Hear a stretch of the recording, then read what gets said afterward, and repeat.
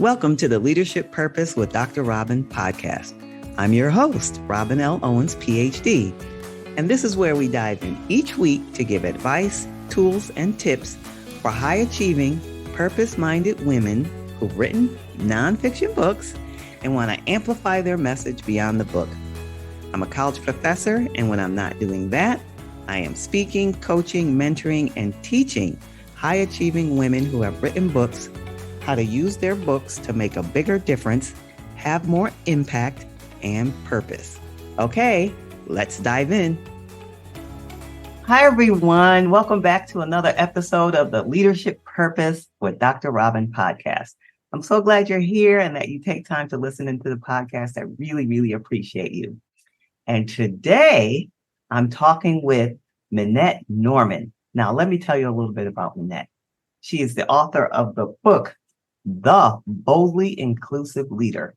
And she's the co-author of the Psychological Safety Playbook, Lead More Powerfully by Being More Human. Ooh, okay, let me stay focused. All right, Minette is also a speaker and a leadership consultant who previously spent decades leading global technical teams in the software industry. Minette is now a keynote speaker on topics such as inclusive leadership, psychological safety, collaborative teams, and empathy. She was named in 2017 as one of the most influential women in the Bay Area business by the San Francisco Business Times, and so many other accolades. Welcome, Minette Norman. I'm thrilled to be with you, Dr. Robin. So glad you're here. Now, you heard me just give an official introduction that I read. Why don't you tell us in your own words about who you are and what you are doing? And then we'll get into the book after. Happy to. So I spent 30 years in the software industry, even though I never planned to go into software. I should probably say that before I got into software, I planned to be an actor. I studied theater and French in college, and I really thought, oh, I'm going to be an actor. And then I realized how hard it is to be an actor and how many rejections you get. And I realized I had to do something else. And I gradually found my way into tech and started as an individual contributor. And then after about 10 years, I moved into management and leadership and spent 20 years leading teams. Wow. So that just, gives you a sense of how long my career has been. And I was taking on larger and larger teams. The last role that I had, I was VP of engineering practice at a software company in San Francisco. And I had like 1,000 people on my org chart. So I had a huge scope, and I was really focused on changing the culture more than I was focused on engineering in some ways. I mean, we had things we had to do from an engineering perspective, but it was so much more about how do we interact and how do we collaborate. And that's where my energy was. And my energy was also, focused of being a woman in a very male-dominated industry, someone who was often the outsider in the group. And then also I did a lot of mentoring and sponsorship of women and other people from underrepresented groups. And I just realized we are so bad, honestly, at leading. We don't know how to lead. We don't know how to lead international teams. We don't know how to lead diverse teams. We don't know how to be inclusive leaders, or even, should I say, human leaders, because I could almost leave off the word inclusive and just say good leaders that human beings want to work with. Yes. And I felt that, honestly, I didn't have a lot of role models in those 30 years. I had some leaders that I worked with who had aspects that I admired, but there wasn't like a single leader I could say, I really want to emulate that behavior. I want to be that person. And so I felt like I had to discover what was my style of leadership and what I think other people could learn from. And then I eventually left, and I left in 2019 after 30 years. I left the industry and I decided to start out on my own and try to help other leaders at any level, really. Like, it could be a first-time manager, it could be someone in the C-suite who's been there for many years, to really embrace a more modern, a more human, and a more inclusive model of leadership. And so that's what I do today. I do consulting engagements and workshops and keynotes. And now I have these books, and I really tie all of the work together. That's amazing. That's amazing. And I don't know, we've had a conversation before, and or two. And I don't know if I remember about the actor piece. I'm struck by this. After you tell you say, oh, I had 1,000 people on my org chart. And I said, well, tell me about the actor piece. That's the most interesting, right? Well, I could see it in your presence. And I was like, oh, no wonder. And I was like, oh, no wonder. I get it. Yeah. So, but then when you talked about your story, I just want to go back just a little bit. And then we'll go back to the current day. Yeah. You said, yeah, I kind of stumbled across it, or like you just came. I mean, how does that happen? How did you get from acting? I understand you said you realized it wasn't for you, but then you just don't stumble upon. No, Yeah. you're right. I skipped several years just in the interest of time, but I'm happy to go back. The whole story is this. So when I realized, I'm not going to be able to make a career of being an actor, I fell back on my second major, which was French. I was fluent in French. I had studied in France, and I got a job at the French Trade Commission. I was living in New York City. So this was a branch of the French embassy. They were in New York, and this was now in the mid 80s. And it was a time when they were transitioning from having typewriters on the desks to having IBM PCs on the desk. And I was there for that transition. And so suddenly I had a PC on my desk, and I didn't know what to do with it any more than anyone else, but I was really curious, like, what can this do? And at the time, I was actually running the research library for the French Trade Commission, and they had an old-fashioned card catalog. If anyone listening remembers what that is. I remember those, and you remember those? Like, I that love dates. those still. Anyway, I know there's something beautiful about flipping through a card catalog. yes. And I knew that on my IBM PC, there were a few applications. They were very simple, but one of them was basically an early database. And there was a techie guy who was doing his internship from university at the embassy, and he was basically a software engineer. And I said, can I turn this catalog into something on this computer? Like, those were the kind of naive questions I was asking. And he showed me how. And so I digitized the card catalog. And what I then realized I was good at was, one, learning technology, and two, explaining it to the people who were kind of intimidated by it. Oh. And that discovery of that skill is what led me into Silicon Valley, because I then had a conversation with a friend, and I was trying to figure out, what am I going to do next with my life or my career more. And he said, Minette, you would be really good at technical writing because you're a good writer, but it seems like you're also really good at understanding technology. To which I said, what is a technical writer? Because I had never heard of that. And anyway, it turns out that, back in those days, it was kind of early days, but technical writers, like, we write, and then we wrote manuals. Now you write online prompts and help systems and things like that.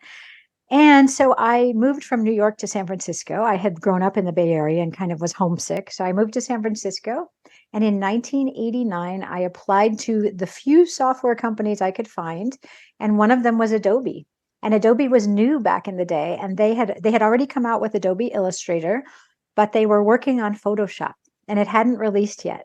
And I got hired. They actually hired me based on writing samples that I made up, by the way, because I had no real experience. But anyway, they liked my made up writing samples. They hired me, and my first assignment was to write the Photoshop version 1.0 tutorial. And that's how I got started in tech. Wow, you're like a pioneer in Photoshop. I used to know it inside and out. I cannot tell you what it does today because it's so powerful. But that was the first version came out in 1990, and I was hired there in late 89 to work on it. That's fascinating. That's fascinating. I am going to leave this topic of being an actor. I'm just fascinated by it, and I just admire actors and their ability to do that work. I don't think it's easy. I think it is not easy. Granted as an audience member, but so that's why I'm so fascinated. So I'm just going to stay here for just another couple seconds. Now, is there any connection between your actor self and this other self that is easily understanding tech and communicating it? I was going to go there if you didn't ask the question, so thank you for asking that question.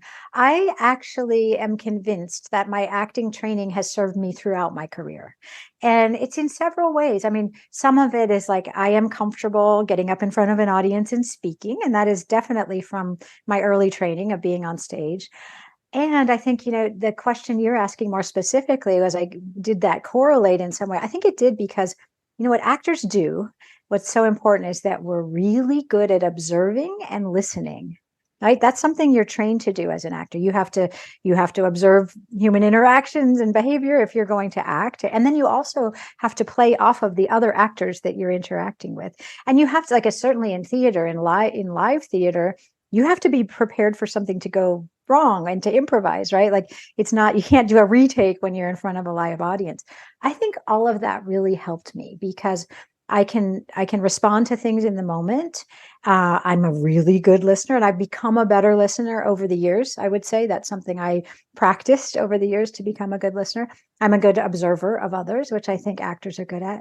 And I guess the final thing that served me well from acting is that understanding that an act, whether it's a movie or a play, or I was never in a movie, but I was in a lot of plays, those are such collaborative productions.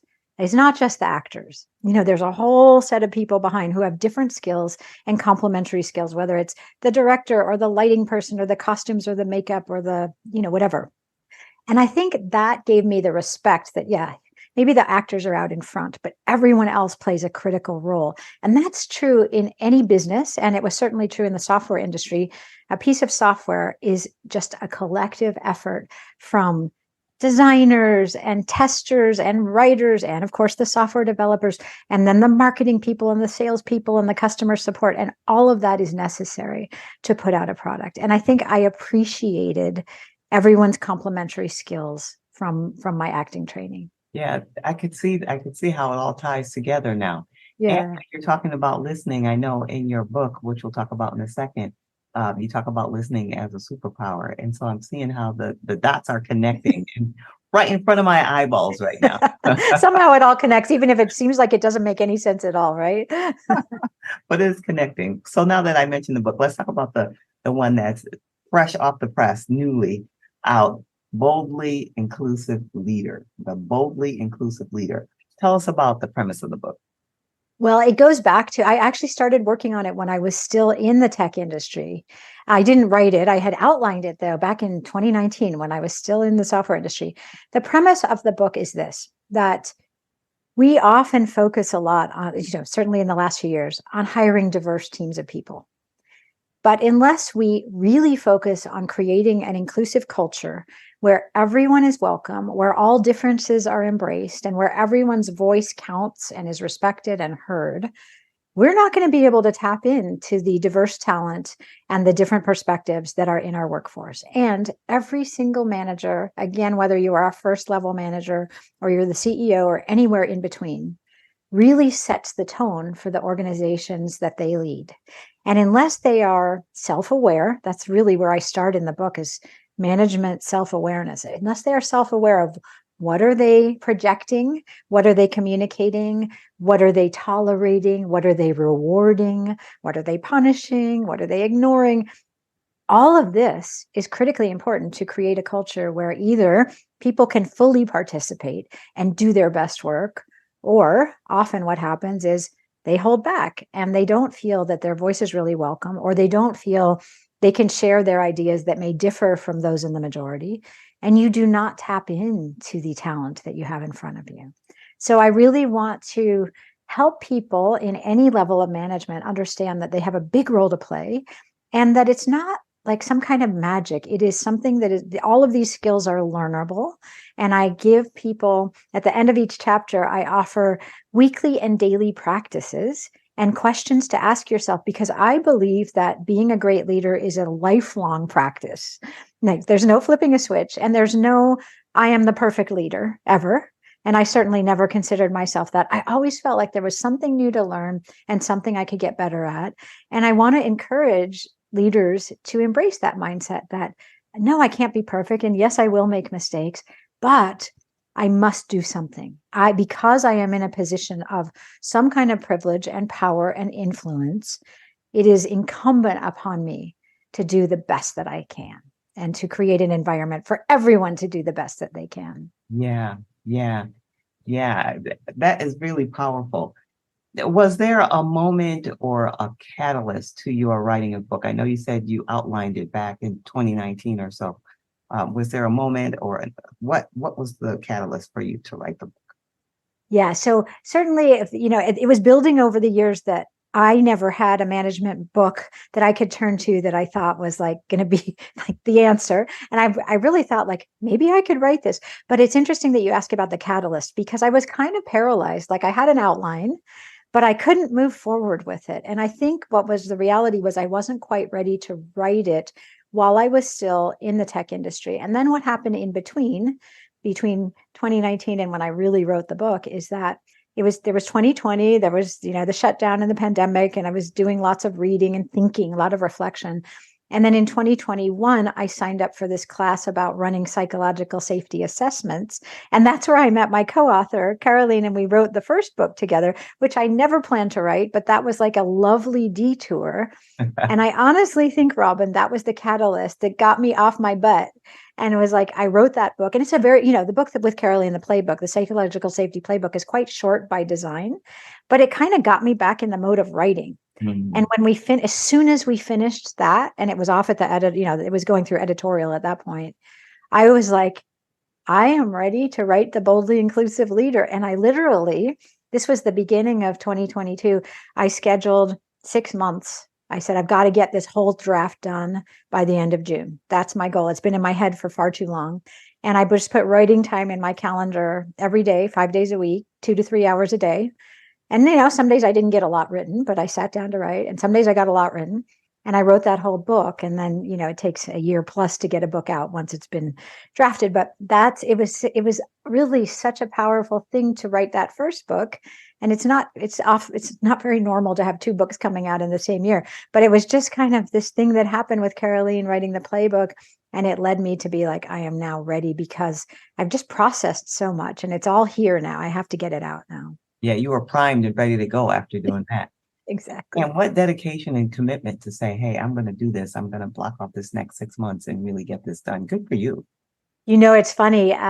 Yes. And there's trade-offs. There are trade-offs to everything. And the trade-offs. So I only started my business in 2020. And so 2020, of course, we had the shutdown for COVID. So I didn't even get my first client until the fall of 2020. And then 2021, I was really building my business and I got a bunch of clients and I got a lot of work. And then 2022, I committed to getting this book done and I slowed down on like even trying to get new clients. And so my client work slowed down. And so the trade-off is like, I have 2 books out into the world and now I'm back. I feel like I'm building my business again. So I'm very happy I made that choice, but it's just kind of funny because I felt like I slowed down that momentum, but you do have to make those choices. Yes, we do. We do. And all right. So now that you have the book, let's talk about, because many women who are listening now are also authors, and so I'm sure they'll find this piece in particular, they can relate to it. Talk about your role as an author and both books.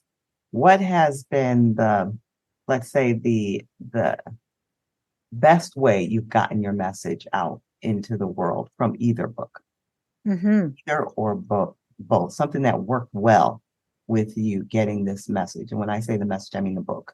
Yeah. So I'm going to go back to the first book because that one's now been out almost 6 months. And my second book, The Boldly Inclusive Leader, just came out yesterday. So, but I'll tell you what I've done to like build momentum for that. But I think Caroline and I learned a lot with the first book. And we got some really good advice, which is, build a launch team, get people who will be early readers, who will commit to either posting about it on social media or writing an Amazon review or doing something. So between the 2 of us, we had over 200 people on our list.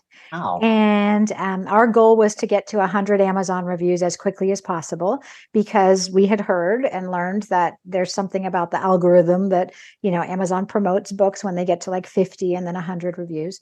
So we basically, and we had no mailing list to start with, but we got a website put up. We started offering some teaser material on the website in return for an email address. And we sent out to everyone we knew, would you want to be a book ambassador, part of our launch team?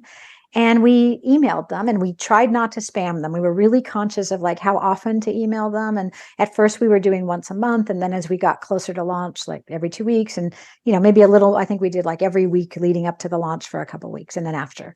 And it was very interesting what happened. First of all, we got to 100 reviews very quickly. And we learned something important, which is Caroline's based in Germany and I'm in the US. And what we didn't know at the time, but we now know, is that if you don't buy the book on Amazon, you're not a verified purchase, and your review will still be posted, but it'll only be posted on your local Amazon site. So we had a bunch on the US site and we had a bunch on the German site, but because we had given away the book for free and people had not bought them initially, the initial reviewers, they only appeared on either one or the other site. So we actually had 100 reviews probably within a week or two, but it was divided between the German, the .de site and the .com site. And so then we had to like, okay, let's, and gradually we got there. But we also, so that was all leading up to the launch. And I think we did a really good job of cultivating, our little launch team, our 200-person launch team. But we were both posting quite actively on LinkedIn, and we got into a rhythm of like at least 2 times a week, each of us. And because we're in separate time zones, we kind of didn't do things at the same time. Sometimes we did things on different days, and we posted about the book, and we encouraged people to sign up for our mailing list and to get things from our website. And, I won't say we have a huge mailing list, but we got to over 1,000 from 0 pretty quick. I think we have 1,500 or something on our mailing list now. So that was part one. Like, I think we were really deliberate of like, we're just going to focus on LinkedIn. Now, Caroline only does LinkedIn. I also have Facebook and Instagram and Twitter, but mainly LinkedIn for professional stuff. But I did post a little bit. I started to post on Twitter and and Instagram about the book, a little bit on Facebook, but I mostly use Facebook for personal stuff. So that was that. And then what happened is really interesting is that the psychological safety playbook, the reason we wrote it is that it filled a gap. Like, there was nothing practical about the how-to of how do I increase the level of psychological safety in my teams. And what we didn't expect to happen is big companies started finding out about the book. So whether that was from our LinkedIn, it's potentially from our LinkedIn, probably. Or maybe it was Amazon or Amazon ads. But if you do look at psychological safety, what comes up now on Amazon is Amy Edmondson's very famous book, The Fearless Organization, and Timothy Clark's very famous book, The 4 Stages of Psychological Safety, and our little playbook. So I think that really helps that there's just not that much in the space really about the topic. So we've been getting, companies that are buying 500 copies at a time and bringing us in for speaking or consulting engagements. And there's more and more interest. I just got a query yesterday from a large automaker in Japan. It's fascinating. I did a workshop a few weeks ago for PepsiCo in Asia. Like, these are large companies that are finding value in this book. So we're really encouraged by that. And so now come to my second book. I took all the lessons that we learned and I tried to build as big a launch team as I could. And I have to say, it was a little daunting being just me, because I had gotten so happy, and used to having a partner. And this was just me, but I managed to get 155 people signed up for my launch team. And it was really interesting, Robin, because with Caroline and me, we had only reached out to people we knew initially. And then a few people found us on LinkedIn and said, I'd love an early copy. So they became members of the team. But for this, what was interesting is I went through my list. I didn't want to go back to all the same people and burn them out. So I was trying to find new people. And anyway, I got to a certain number, I don't know, maybe 100. And then I posted one day on LinkedIn. And I said, I have this upcoming book. I still have some copies I'm willing to give out if you will be willing to read it in advance and review it and post on social media. And now I've met all these people on LinkedIn that I don't know in real life. And they became members of the launch team, and they've been fabulous. Like, I've met this guy who works at Cisco, and he wrote, like, I don't know how long, he wrote a multiple page review that he posted on LinkedIn as an article because he loved the book. So I feel like that was really interesting, a different way of finding new people that were not in my network already, but who might follow the topics that I follow on LinkedIn. So, and as of today, like, the book came out yesterday and there were 13 reviews this morning, and I know there's some backlogged. So I'm hoping I'll get to those 50 and 100 reviews pretty quickly too. It sounds like you will. That's awesome. And I love hearing that people's willingness to read it and to give the review. Like, just thinking about, people in general, I wouldn't think that you or anybody would get that kind of response. I know people do it all the time, but I love knowing that people are supportive in that way and will say, yes, I'll read it and review it. Yeah, I think that's wonderful. Agreed. And it's kind of it is surprising, but on the other hand, it seems like people are eager for this material anyway. So yeah, That's an indicator.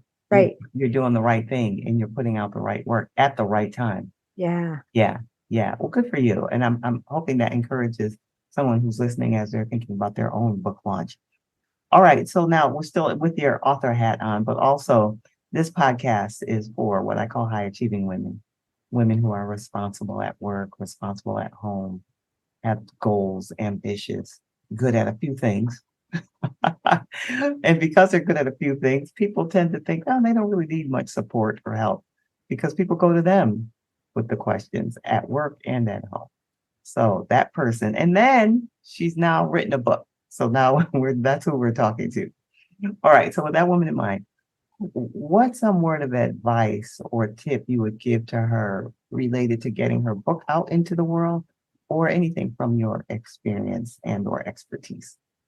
One of the things that I've struggled a lot with, and so I'm going to turn it into advice because it's advice that I give myself. One of the things that is really hard for me is there are lots of shoulds in my mind.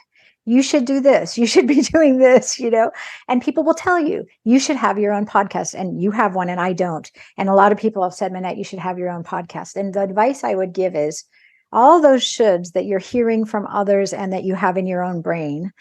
What I've tried to really do is check in with myself. And it's like, does this give me energy, the idea of having my own podcast, or does this already overwhelm me at the mere thought? And pick the things that give you energy. And it's okay to say no to the things that already overwhelm you. So for me, I'm not saying I'll never have my own podcast, but for now, that is an energy drainer just thinking about it. So I've said no to that. On the other hand, I am totally happy to, when people say you should be on podcast as a guest. Yes, I enjoy that. And so I say yes to people like you who say, would you be willing to come on my podcast? Absolutely. So I think it's really, I guess that's, if I could give one piece of advice, is follow your heart and do the things that call to you, that give you energy, that make you feel good when you're done with them. And just feel okay saying no to the things that are going to make you miserable. Yes. I tried not to comment. I tried to just leave it at that, but no, it just came out of my mouth. Yes. Okay, so the title of the podcast is Leadership Purpose. Do you think it's important to have purpose in your work, or even a sense of purpose in your work? And if so, why? And if not, why not? I think it varies as to where you are in your career in some ways. Sometimes work is really, I need to pay the bills. And I may not have a huge purpose behind why I'm doing what I'm doing. And there were certainly times in my life when, of course, I needed to, and especially earlier in my career, I needed to pay the rent. I didn't have a huge sense of purpose in this work. What I will say is that at this phase of my life and later in my career, when I was even in tech too, it was really important to me that I find purpose in work. And I think it definitely helps you get up in the morning and feel like, I know why I'm doing what I'm doing. There's a purpose here. It helps you through the ups and downs that will inevitably come in any work you're doing, whether you're an author, whether you're a business person, whether you're in the nonprofit world, whether you're in government or education, right? There are ups and downs. But if you feel like this is really important, what I'm doing, that will help you navigate the ebbs and flows and the ups and downs. And for me, like where I'm at right now, it's really important. Like, I don't have to be doing the work that I'm doing, right? I am at that phase. I could have retired. And yet, just personally, I was so not ready to retire because I had this sense of like, I have things I need to do. I have important stuff that I have learned. And my purpose in life is to help others learn that, and to build better workplaces and to help support better leaders so that others can do better in the workplace and have a better experience. That's my purpose. And that gets me up. It energizes me. And, even when I have no clients right now, or, I don't know who's going to read my book, it's still like, I care about this. So for me personally, it's really important. And I will say it was different at different times in my life. Yeah, that makes sense. That makes sense. I mean, Minette, you have dropped so many gems here for us. Is there anything I haven't asked you that you want to talk about? Did something come to mind that you want to share about anything? If not, it's okay. But I wanted to give you that moment before we tell people how they can get in touch with you. I hadn't thought about this in advance, but since this is really for women, I want to add one thing, which, we have all been told a lot as women, all the things we need to do differently, whether it's change the way we dress for work or lower our voices or not have vocal fry, whatever it is, all the things that we've been told we have to fix and not apologize. And I just want to say to women is, you don't have to do any of that stuff. Like, just be who you are and just live up to your full potential, and don't let people telling you you're wrong or you're less than, because you aren't. And so that's my final word, is that, just be you. I love it. No better final word than that. Minette Norman, thank you for being here. Really appreciate you. I appreciate you. I'm really glad we had this conversation, Robin. All right. Now, where can people be in touch with you? Because they're saying, I want to get that book. It's just all hot off the shelf. Where can I get that book, or just be in touch with you? Yeah. So thank you. The book is everywhere on all the online sites, so you can order it. And I would love you to get in touch with me in one of two ways. One is my website, MinetteNorman.com. I have a free sample chapter of the book there, and you can get in touch with me there. And then I'm just going to say, because I would love you to also reach out on LinkedIn and connect with me there. And so we can have some conversation. That would be great. Okay, everybody, you heard it. The Boldly Inclusive Leader, wherever you find books, and connect with Minette Norman on LinkedIn, and we'll make sure we'll have that in the show notes. Again, Minette, thank you for being here. Really appreciate you. Thank you. Okay, everyone. And if you want to reach me, I would love to hear from you. Just drop me a note over at LinkedIn at Robin L. Owens, PhD, at Robin L. Owens, PhD. And if you've written a book and you've been thinking about amplifying your message beyond the book, and you're thinking about turning it into a course, head on over to my website, createmasterfulcourses.com, createmasterfulcourses.com, and I'll point you in the right direction. And until next time, this is Dr. Robin. Thank you for tuning in to this episode of the Leadership Purpose with Dr. Robin podcast. If you enjoyed it, head on over and rate and subscribe so you never miss an episode. New episodes drop every week, and I can't wait to hang out with you again soon. Meanwhile, this is Dr. Robin signing off. See you next time.